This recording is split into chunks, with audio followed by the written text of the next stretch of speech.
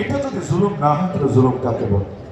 প্রতিটা পদে পদে দেখা যাচ্ছে এই যে দেশের মধ্যে আজও পর্যন্ত আল্লাহ সার্বভৌমত্ব স্বীকার করা হয় নাই। আল্লাহ তাআলাই যে বান্দার জন্য কোনটা কল্যাণকর, কোনটা অকল্যাণকর, কোনটা বৈধ, কোনটা অবৈধ, এটা নির্ধারণ করার চূড়ান্ত অধিকার রাখেন, এটা স্বীকার করা হয় নাই।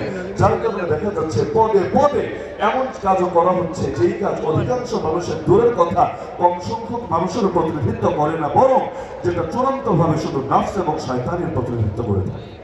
বাংলাদেশে আজও পর্যন্ত এই মসজিদ, মাদ্রাসা, ওয়াজ মাহফিল, উলামায়ে কেরামের বিরুদ্ধে একদিকে এত ষড়যন্ত্র হলেও আজও পর্যন্ত যদি অধিকাংশ মানুষ চায় না, বলতে গেলে 99% মানুষ চায় না, কিন্তু এরপর পতিতালয়গুলোকে কি গুরুত্ব দিয়ে সংরক্ষণ করা হচ্ছে।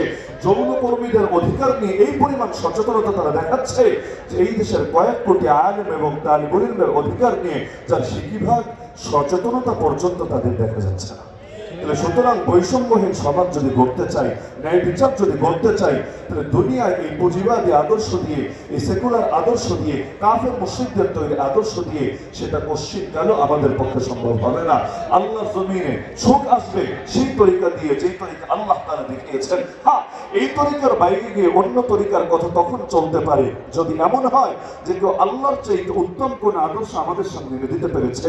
আরে বাক স্বাধীনতা, আজকে বাক স্বাধীনতার কথা বলা হচ্ছে কোন আদর্শের ভেতর দিয়ে? আমিরুল মুমিনিন ওমর রাদিয়াল্লাহু আনহুর সামনে দাঁড়িয়ে এক সাধারণ বেতন পর্যন্ত প্রশ্ন ছড়ে দিতে পারছে, ইয়া আমিরুল মুমিনিন, আমাদেরকে রাষ্ট্রীয় কোষাগার থেকে একটা করে মাত্র চাদর দিয়েছেন, আপনার গায়ে দুইটা চাদর কেন দেখা যাচ্ছে? অতিরিক্ত একটা চাদর নেওয়ার অধিকার আপনাকে কে দিয়েছে? তো যেখানে আমিরুল মুমিনিনকে পর্যন্ত সাধারণ একজন মানুষ এই ধরনের প্রশ্ন ছড়ে দিচ্ছে, সেখানে রাষ্ট্রের গুরুত্বপূর্ণ ব্যক্তিরা পর্যন্ত দেখা যাচ্ছে যারা দেশ পরিচালনা করেন তাদেরকে মৌলিক অনেক বিষয়ে প্রশ্ন করতে পর্যন্ত দ্বিধা করছে। কারণ প্রশ্ন করতে দেরি হবে, হয়তো আয়না ঘরে হারিয়ে যেতে দেরি হবে না, প্রশ্ন করতে হয়তো দেরি হবে, হাতের মধ্যে হ্যান্ডকাপ লাগতে দেরি হবে না।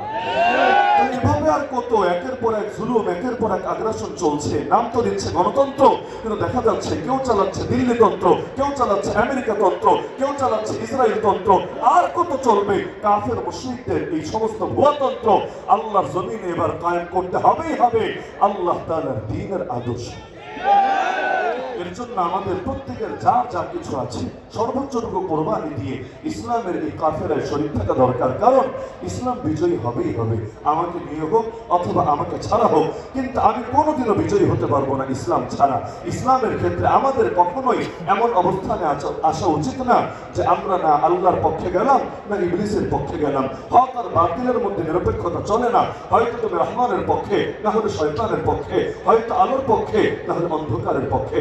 সুতরাং আমি সকলের থেকে প্রত্যাশা রাখি ইনশাআল্লাহ আগামীর বাংলাদেশকে যাতে একটা ইসলামের বাংলাদেশ, কোরআনের বাংলাদেশে পরিণত করা যায়, এবং সেই বাংলাদেশে ইনশাআল্লাহ কোনো বৈষম্য থাকবে না, জুলুম থাকবে না, দুর্নীতি থাকবে না, অপশাসন থাকবে না, অন্ন, বস্ত্র, বাসস্থান, চিকিৎসার মতো এই মানবাধিকার মৌলিক অধিকারগুলো থেকে আজ যে কোটি কোটি মানুষ বঞ্চিত, সেই দৃশ্য ইনশাআল্লাহ দেখতে হবে না। তবে এই জাতি সফল হবে, তবে আমাদের শহীদদের রক্তের প্রতিটা ফোঁটা ইনশাআল্লাহ সার্থক হবে। আল্লাহ তাআলা আমাদের সবাইকে সেই সোনালী শরীর দেখে যাওয়ার তৌফিক দান করুন। আমিন ওয়া আখিরু দাওয়ানা আলহামদুলিল্লাহি রাব্বিল আলামিন।